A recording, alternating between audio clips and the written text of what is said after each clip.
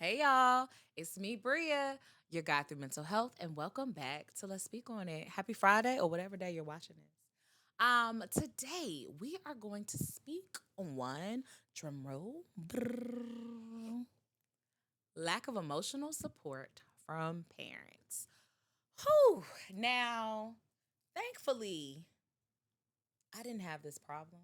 However, for everyone who has, let's speak on it, okay? So, one thing that I always say to my clients is I think we come to a space in time where we have to see our parents as people.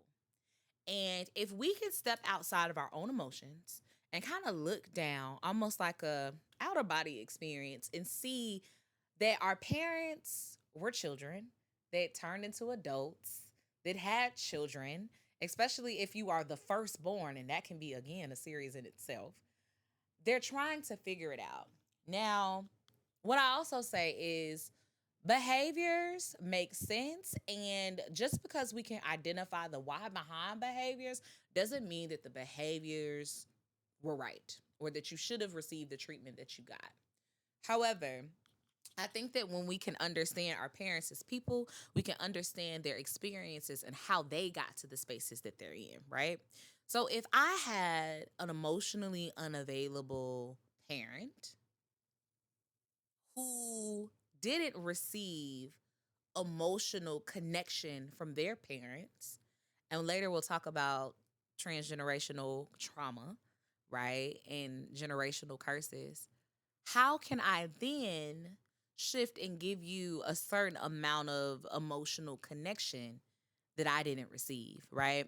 I recently watched a video by or with Ayanla, and she said that as a single mother, she was a really great father to her children, but a terrible mother.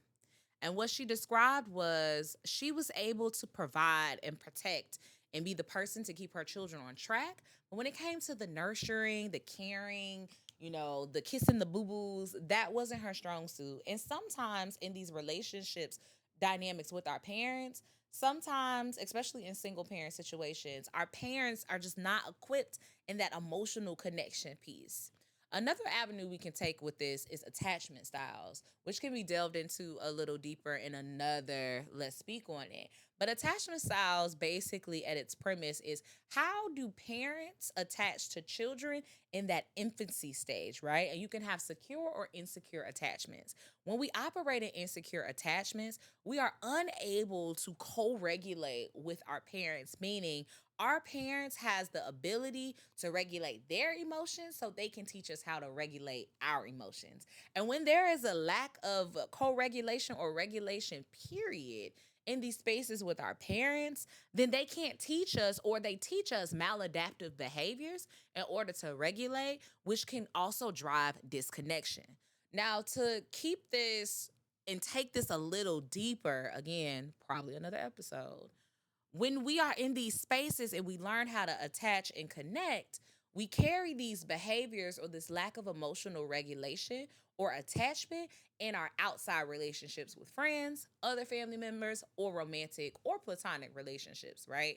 So the impact of emotional unavailability can really rear its ugly head in a lot of other spaces that we need to be mindful of. So, a couple of key things here. One, we want to understand our parents as people, really get to know their stories, and really get to know their whys to understand how we got to the space that we're in. Two, it is okay to feel the feelings of what you didn't get in those particular spaces and how it's impacting you now. And three, understanding both of these spaces. What can I do to heal or change it? Do I need to speak to my parent about how they made me feel? Do I need to write about it, journal about it, go to therapy about it in order to be in a space where I can understand my own behaviors, understand the behaviors of my parents, and make conscious decisions to do things differently despite where we come from? It's on you now, friend. What are you going to do with what you have? That's it, folks. We spoke on it. Tune in next week for more of your mental health tips. Okay, bye.